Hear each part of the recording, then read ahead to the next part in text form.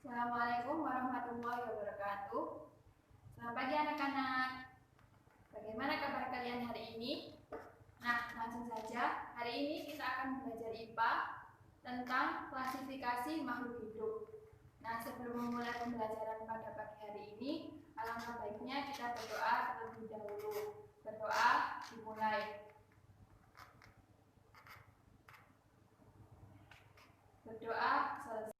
Tujuan pembelajaran kita hari ini diharapkan anak-anak nanti dapat mengelompokkan makhluk hidup berdasarkan prinsip klasifikasi secara sistematis. Nah, kerajaan tumbuhan dibagi menjadi 3. Yang pertama yaitu Bryophyta, ada Pterodophyta, kemudian Spermatophyta. Nah, Bryophyta itu contohnya adalah lumut, sedangkan Pterodophyta itu adalah tumbuhan paku, sedangkan Spermatophyta adalah tumbuhan berbiji. Dari macam-macam kerajaan tumbuhan tadi, berdasarkan susunan tubuhnya, tumbuhan dibagi menjadi 2. Yang pertama yaitu Talophyta atau tumbuhan tidak berpembuluh. Nah, anggota dari Talophyta yaitu lumut. Kemudian yang kedua adalah Tracheophyta atau tumbuhan berpembuluh. Nah, anggota dari Tracheophyta adalah tumbuhan paku-pakuan dan juga tumbuhan berbiji. Lumut atau yang disebut dengan Bryophyta memiliki ciri-ciri tidak memiliki pembuluh angkut atau yang disebut dengan xilem dan phloem. Kemudian memiliki akar, batang, daun, tetapi belum disebut dengan akar atau batang atau daun yang sejati. Kemudian adanya rhizoid, yaitu akar yang berfungsi untuk menempelkan tubuh lumut dan hidup di tempat yang lembab. Lumut berkembang biak dengan cara kawin dan tak kawin yang mempunyai pergiliran keturunan. Nah, di bagian ini anak-anak bisa melihat bagian-bagian dari lumut. Ada yang bagian paling atas itu disebut sporofit. Kemudian ada daun, kemudian ada batang dan juga rhizoid. Nah, rhizoid itu nanti berfungsi untuk menempelkan lumut pada tempat hidupnya, sehingga lumut dapat hidup di tempat yang lembab. Selanjutnya yang akan kita bahas yaitu tumbuhan paku atau Pterodophyta.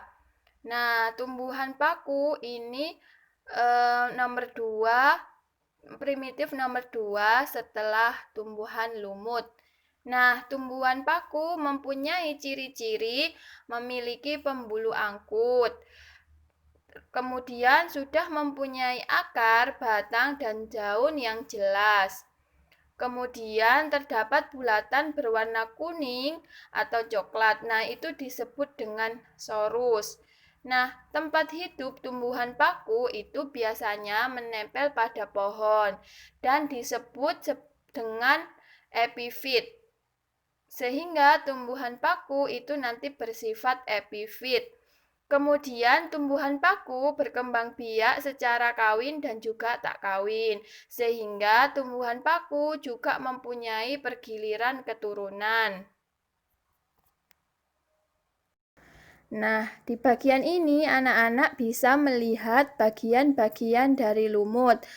Ada daun, ada akar. Nah, akar pada paku itu tidak disebut rhizoid karena paku sudah mempunyai akar, batang, dan juga daun yang sejati.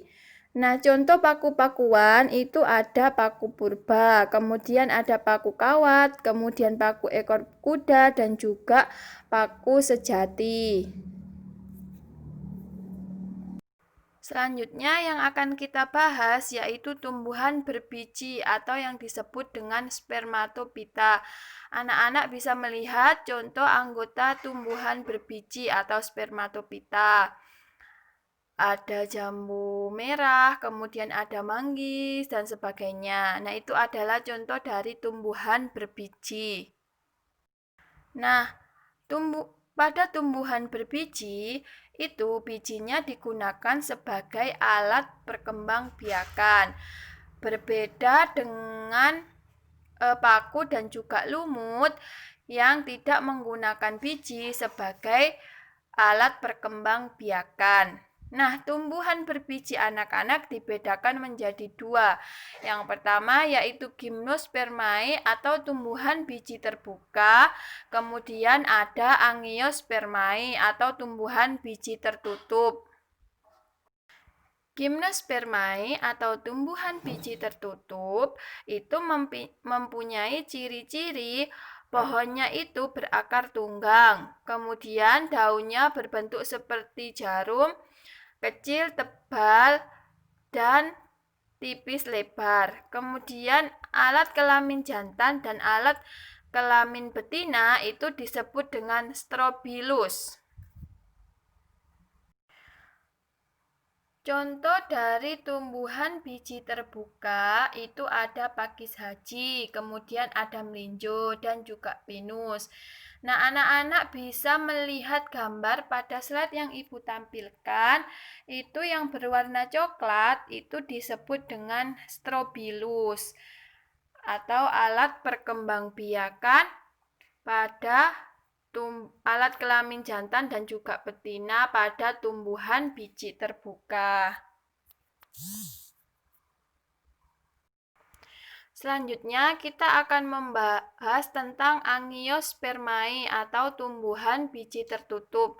Nah, contoh dari tumbuhan biji tertutup itu ada pepaya, kemudian ada kelapa, ada kacang kedelai, dan juga sebagainya. Nah, itu adalah beberapa contoh dari tumbuhan biji tertutup atau angiospermae. Angiospermae atau tumbuhan biji tertutup mempunyai ciri-ciri alat perkembangbiakannya itu sudah berupa bunga. Kemudian organ tubuh seperti akar, batang, dan juga daun sudah dapat dibedakan dengan jelas. Kemudian bakal biji itu tersimpan dalam daun buah.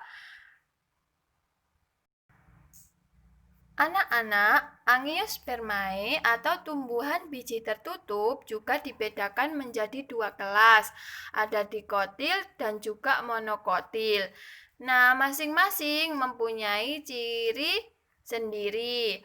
Tumbuhan dikotil atau tumbuhan berkeping dua itu mempunyai akar tunggang. Kemudian tulang daunnya itu menyirip atau menjari.